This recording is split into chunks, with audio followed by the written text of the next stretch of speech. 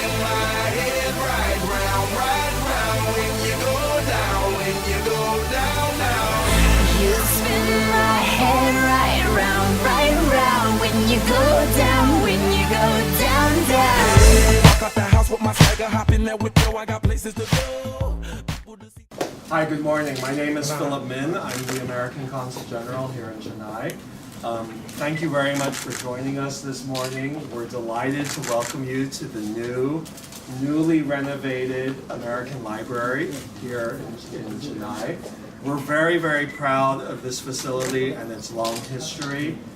It was opened originally in 1947, 68 years ago, and it has had a very important place in the history of this city. It has always been a place where people could come, basically to learn about the United States, to learn about the rich history of our country and the relationship that we have had with India. It's been a little place where people could escape and get lost in wonderful books. And in that sense, 68 years later, things have not changed because we're still surrounded by books, but we're in a new environment and we're bringing the library into the 21st century. So although it has the feel of a traditional library surrounded by many, many books, it also has elements of the digital age. We're very proud of our e-library, which has 30 databases. We have our wonderful staff who will also direct our public to the many resources that are here. But one thing that has not changed is that what is the foundation of this library is people. Okay, it is all about people exchanges, bringing in Indians into our space so that they can learn more about the United States and what it has to offer. So we offer books, we offer educational counseling through USIEF. We offer many, many different types of resources. We could not have done this. This has been a project which we have worked on for a long time. First of all, I would like to thank our Public Affairs Director, our Public Affairs Officer, Ariel Pollack, who heads up an incredible team. And lastly, but most importantly also, I want to introduce really the architect, the designer behind all of this incredible space, and that's Mr. Siddharth Chandrasekhar from the firm Pencil and Monk. And it's really because of his devotion and his love and commitment to this project that we're standing in this lovely space. So we will be here to answer questions, to show you around. I ask that you also just explore it. We have a wonderful children's area. We have some incredible graphics with very inspirational words. If you have not seen the stairwell, we encourage you to go there and see it. It's the beginning of what we hope will be an inspirational journey for all of you.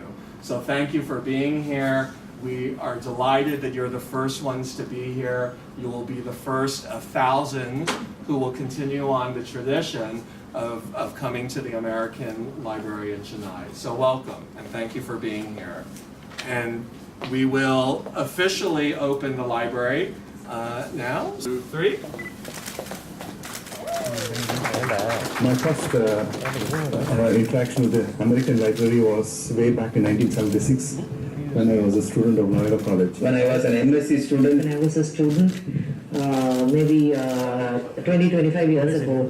Not only for the resources that you gain by the various books and videos that we can borrow, the magazines, visits for the screening of the films. And I was very, very happy with the ambience and the circumstances and the climate where one can read and understand and all. Sit around for a while and read, and no one's going to. And the latest thinking on various issues. And the kind of extensive bibliography and the updates you get from the library now and then, giving you information on the adding on resources and things like that. Topics I was looking for that time was mostly on forensic science, medicine, and police administration, and so on, and hardly I could get any material with the libraries outside. I had to just send them a mail and say that this is the information I need, and I had a flood of articles within 24 hours. That is the kind of quick response that I get from the library also, which